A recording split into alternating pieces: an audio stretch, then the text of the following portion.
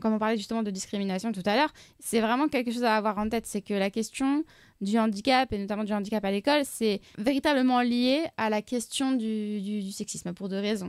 La première, c'est que, comme on a pu le voir, c'est quand même essentiellement des mamans. Mobilisées, bien sûr, au premier plan. En situation de handicap et qui sont mobilisées au premier plan, etc. Enfin, c'était des mamans en détresse, c'était ça qui avait marqué véritablement sur les gilets dont parlait Sandrine.